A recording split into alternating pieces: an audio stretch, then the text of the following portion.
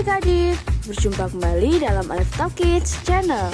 Apa kabar hari ini? Pastinya luar biasa ya. Pagi ini kita akan siapkan hati kita untuk beribadah memuji Bapa Yahweh. Yuk berpakaian yang rapi, ajak papa mama untuk mendampingi adik-adik saat beribadah. Ibadahnya jangan sambil tiduran ya, jangan sambil makan ataupun main handphone. Harus sungguh-sungguh ya. Selamat beribadah, Bapa Yahweh memberkati. Shalom adik-adik semuanya, apa kabarnya hari ini? Luar biasa pastinya ya, adik-adik semua. Tante Rahma di sini menginformasikan untuk ibadah anak di Kehilat Alef Tau sudah mulai mengadakan ibadah offline. Nah, adik-adik, untuk ibadah online yang ada di channel YouTube Alef Tau Kids tetap kita isi, yaitu dengan renungan singkat ataupun dengan kegiatan-kegiatan lainnya. Tante Rahma berharap untuk adik-adik semuanya tetap mengikuti ibadah di Alef Tau Kids dengan penuh sukacita dan tetap bersemangat. Terima kasih, itu saja pengumuman dari Tante Rahma. Bapak Yahweh memberkati. Shalom adik-adik semuanya. Apa kabarnya hari ini? Luar biasa ya. Nah, adik-adik tetap sehat ya, tetap bersemangat ya. Nah, adik-adik saat ini tantenya ini akan menyampaikan firman Tuhan. Tapi sebelumnya kita mau berdoa terlebih dahulu ya. Yuk kita berdoa. Terima kasih Bapak Yahweh, kami mengucap syukur pada hari ini Tuhan. Sebentar kami akan mendengarkan firman-Mu. Bapak Yahweh menyertai, memimpin setiap kami ya Bapak, sehingga firman-Mu itu Tuhan dapat kami lakukan dalam kehidupan kami sehari-hari. Terima kasih Bapak Yahweh, kami mengucap syukur. Hanya di dalam nama Tuhan Yesus Masiah kami sudah berdoa dan mengucap syukur. Haleluya. Amin. Nah adik-adik, bagaimana kabarnya? Luar biasa ya. Nah adik-adik, Tante berharap adik-adik tetap setia dalam mendengarkan firman Tuhan, dalam beribadah ya. Walaupun saat ini belum bisa datang untuk beribadah di Kehilat, tetapi adik-adik tetap semangat ya, walaupun di rumah ya, tetap semangat ya. Nah adik-adik, kita mau baca firman Tuhan terlebih dahulu ya saat ini.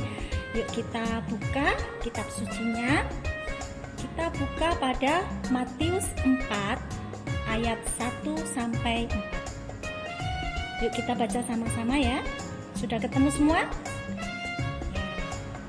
Matius 4 ayat 1 sampai 4. Kita baca dari ayat 1. Kemudian Yesua dipimpin oleh Roh ke tengah padang gurun untuk dicobai oleh si setan.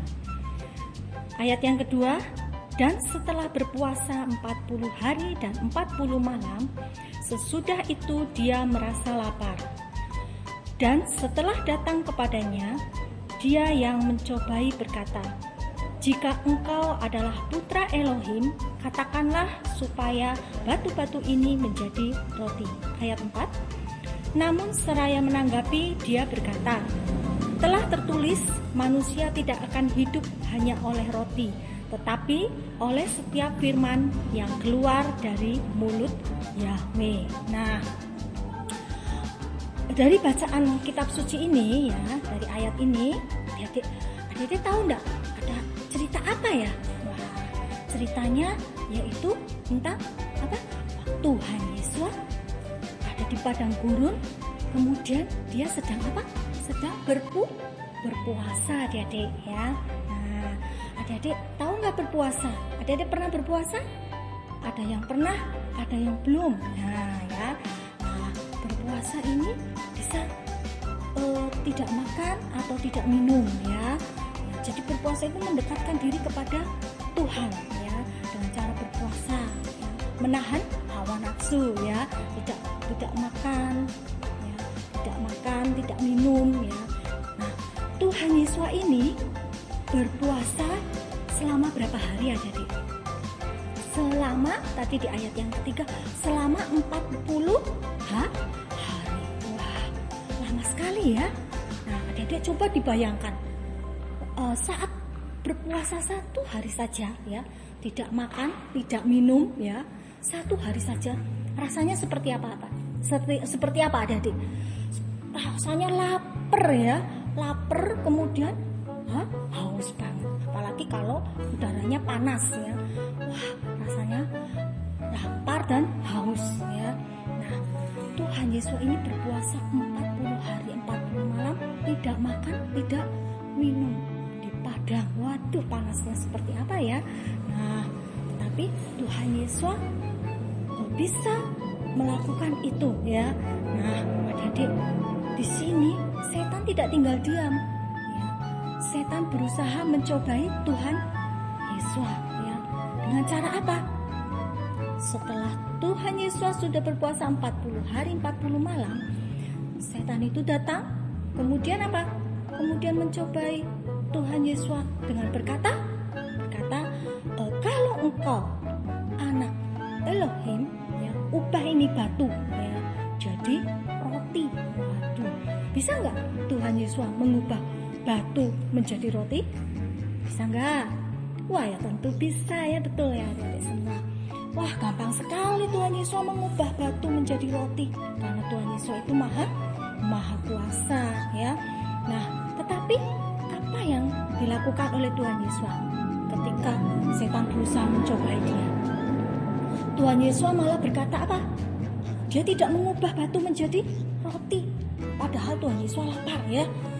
Lapar sekali ya. Sudah 40 hari 40 malam tidak makan, tidak minum, lapar sekali. Nah, tapi dia tidak mengubah batu menjadi roti. Tapi dia berkata pada ayat 4 ya. Kita baca lagi, namun seraya menanggapi, dia berkata, ya Tuhan Yesus itu berkata, telah tertulis manusia tidak akan hidup hanya oleh roti ya, tetapi untuk setiap firman yang keluar dari mulut Yahweh ya. Jadi dikatakan malah Tuhan Yesus malah berkata kepada si setan bahwa manusia tidak hidup hanya dengan roti saja, tetapi dengan firman Tuhan ya. Nah, jadi di sini ya ditekankan bahwa ayat 4 ini ya, Tuhan mengatakan bahwa Tuhan itu ingin menjelaskan kepada kita semua adik-adik ya, bahwa firman itu bisa membentuk kita, memberi kehidupan kepada kita semua ya, membentuk kita menjadi anak-anak Bapa Yahweh ya.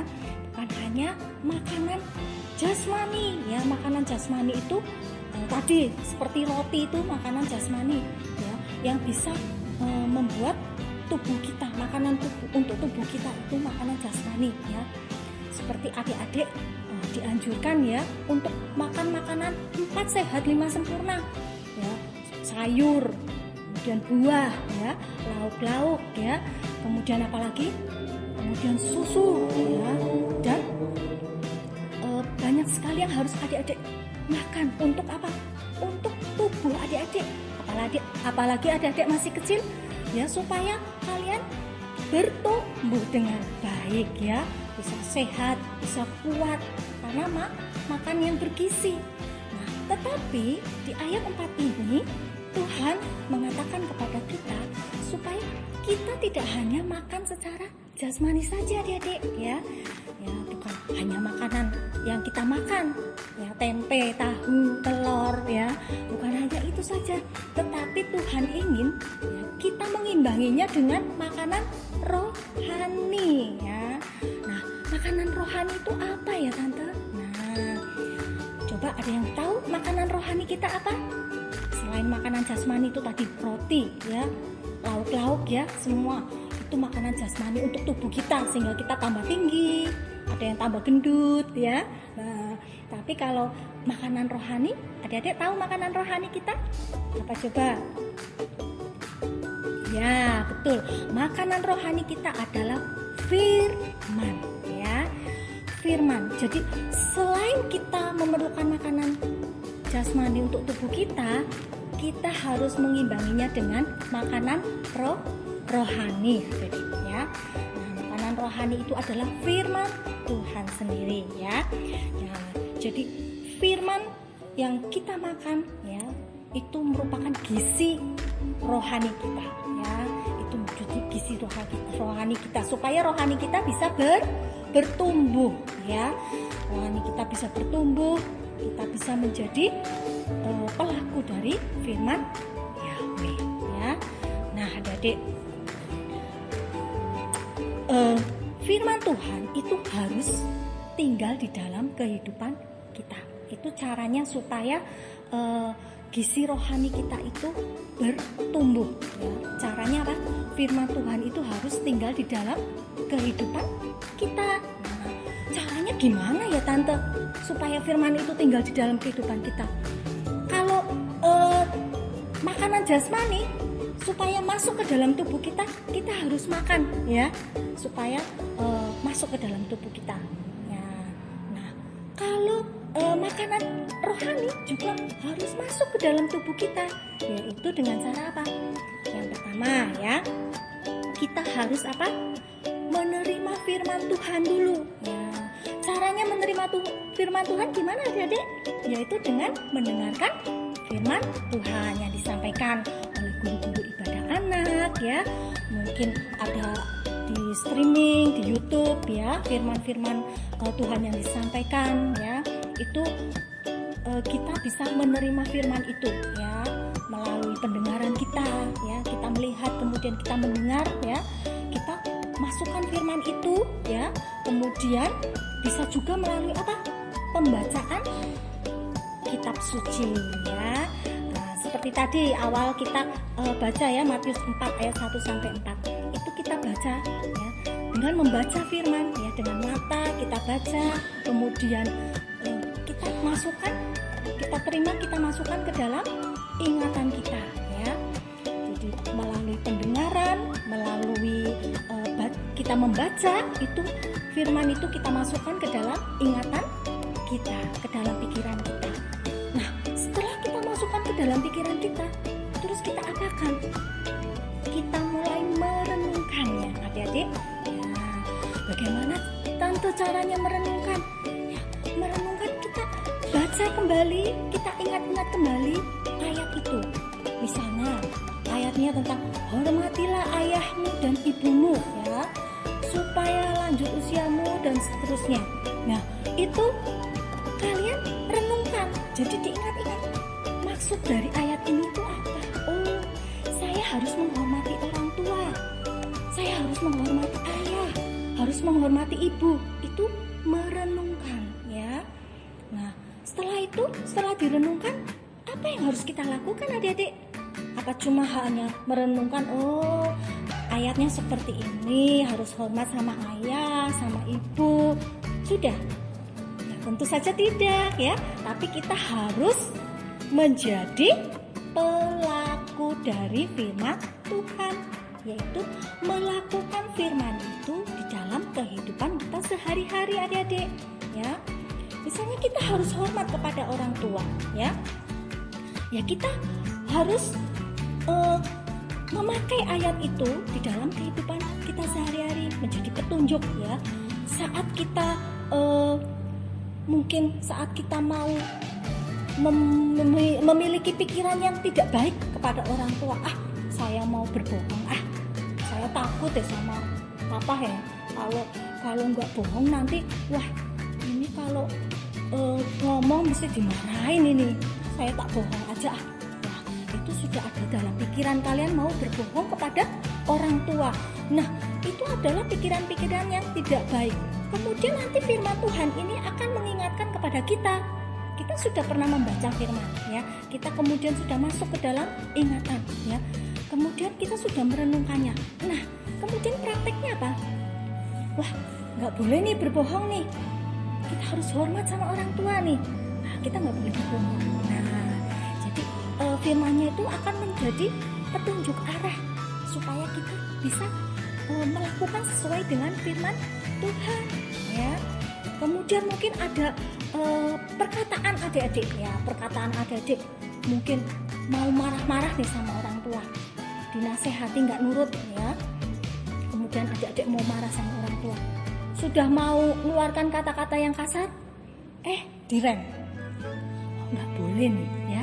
Firman Tuhan berkata, hormatilah orang tuamu, hormatilah ayahmu, hormatilah ibumu. Nggak jadi mau ngomong kasar nggak jadi ya, mau marah-marah nggak jadi. Nah itu ya. Kemudian adik-adik mau berbuat, misalnya orang tua menasehati, adik-adik nggak terima, mau melempar mungkin mau melempar buku, dilempar ke pintu ya, marah ya. Ada yang seperti itu? Ya, jangan sampai ya. Kalau ada bertobat ya. Mungkin ada yang marah, wah lempar aja bukunya. Marah dinasehatin terus sama orang tua, bosen ya. Itu. Nah, itu perbuatan mau melempar ya. Nah, mau melempar, Tuhan ingatkan melalui firman, hormatilah ayahmu dan ibumu ya. Nggak jadi nih, aku harus hormat nih. Kalau aku lempar buku ini, berarti aku tidak hormat sama orang tua. Nah, itu melalui perbuatan adik-adik.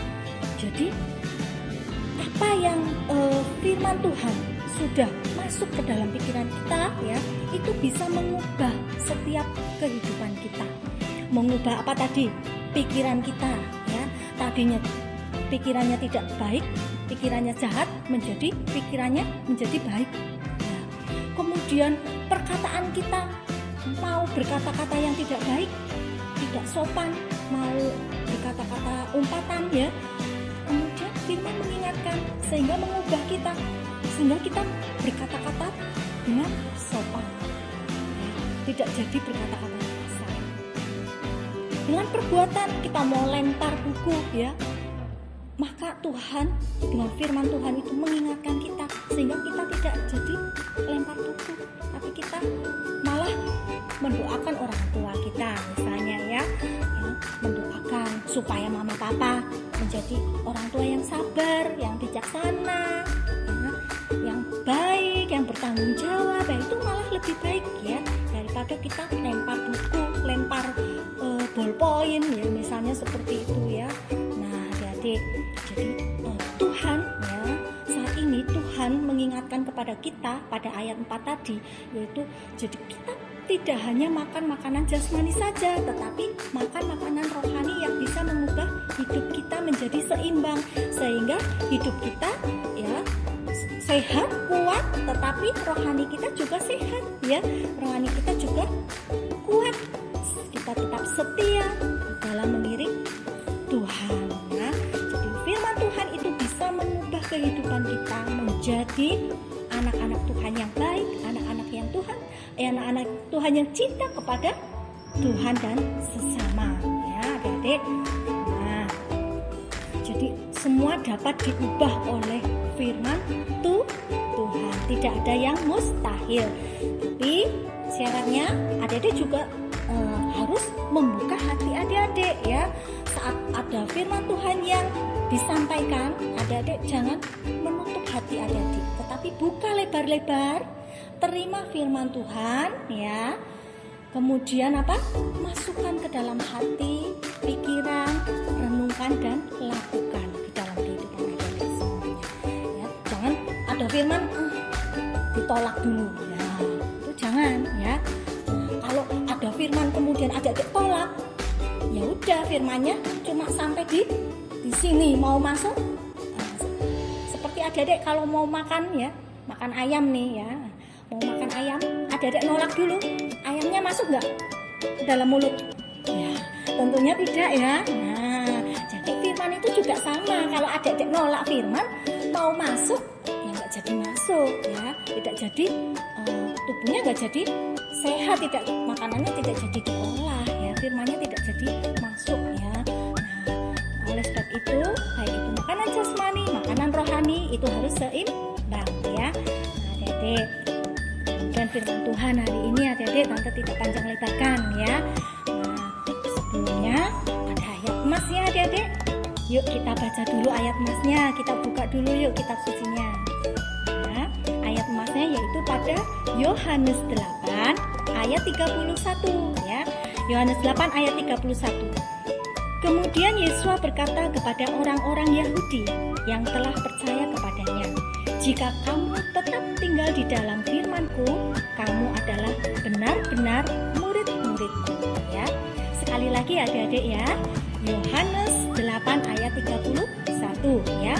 Kemudian Yesus berkata kepada orang-orang Yahudi yang telah percaya kepadanya, jika kamu tetap tinggal di dalam firman-Ku, kamu adalah benar-benar murid-muridku. Jadi firman Tuhan harus tinggal di dalam kehidupan kalian semua ya. Oke, mulai saat ini adik-adik rajin baca firman Tuhan ya, renungkan dalam kehidupan kalian sehari-hari ya, dan praktekkan ya. Oke, demikian firman Tuhan hari ini adik-adik. Sebelum kita akhiri, mari kita berdoa bersama-sama. Tutup matanya, tengadahkan tangan kita berdoa. Terima kasih Bapak Yahweh untuk firman Tuhan hari ini. Ya Tuhan, kami bersyukur dengan firman-Mu ini kami boleh menjadi anak-anak-Mu Tuhan, dengan makan makanan baik itu jasmani maupun rohani ya Bapak. Kami boleh makan makanan yang seimbang Tuhan, sehingga tubuh kami bukan hanya kuat sehat, tetapi rohani kami juga boleh semakin bertumbuh di dalam Engkau. Terima kasih Bapak Yahweh, ajar kami untuk tetap setia dalam mengiring Engkau Tuhan. Terima kasih Bapak Yahweh, kami serahkan semuanya ke dalam tangan-Mu. Pertemukan kami dalam jam ibadah mendatang ya Bapak, di dalam ikatan tali kasih-Mu. Terima kasih Bapak Yahweh, hanya di dalam nama Tuhan Yesus Masiah kami sudah berdoa dan mengucap syukur. Semua katakan amin ya. Bapak Yahweh memberkati adik-adik semuanya. Sampai ketemu minggu-minggu yang akan datang. Haleluya. Yeay, senang sekali ya kita sudah beribadah bersama memuji Tuhan dengan penuh sukacita. Tuhan Yesus juga senang loh melihat adik-adik semangat dalam memuji Bapak Yahweh dan mendengarkan firman-Nya. Semuanya pasti diberkati kan hari ini? Tetap bertumbuh dalam Tuhan. Sampai jumpa di ibadah mendatang. Bapak Yahweh memberkati.